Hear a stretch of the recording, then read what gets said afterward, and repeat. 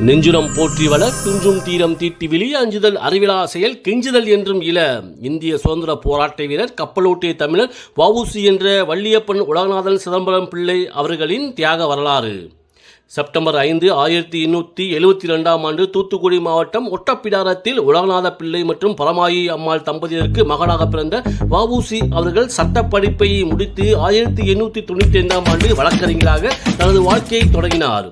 சுதேசி இயக்கத்தால் ஈர்க்கப்பட்ட வ.உ.சி. அவர்கள் பிரிட்டிஷ் கப்பல் நிறுவனத்திற்கு போட்டியாக இந்தியர்களின் முதல் கப்பல் நிறுவனமான சுதேசி ஸ்டீம் நேவிகேஷன் கம்பெனியை 1906 ஆண்டு தொடங்கினார். இது ஆங்கிலேயர்களுக்கு பெரும் சவாலாகவே இருந்தது.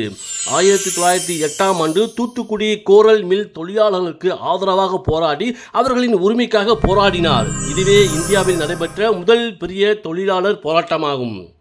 பிரிட்டிஷ்காரர்களின் பொருளாதார வீழ்ச்சிக்கு காரணமான சுதேசி இயக்கத்தில் தீவிரமாக ஈடுபட்டதால் ஆங்கிலேயர்கள் அவரை தேச துரோக வழக்கில் கைது செய்து இரட்டை ஆயுள் தண்டனை விதித்ததோடு அவரை செக்கிலுக்கு வைத்து உயிர் போகும் அளவிற்கு கொடுமைகள் பல செய்தனர்.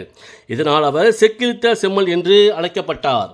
இரட்டை ஆயுள் தண்டனையை அனுபவித்து சிறையில் இருந்து விடுதலையான பிறகு தனது வழக்கறிஞர் தொழிலை மீண்டும் தொடங்கினார். அதே நேரத்தில் இந்தியாவுக்கான சுதந்திரம் கிடைக்கும் வரை தொடர்ந்து போராட்டங்களில் பங்கேற்றார்.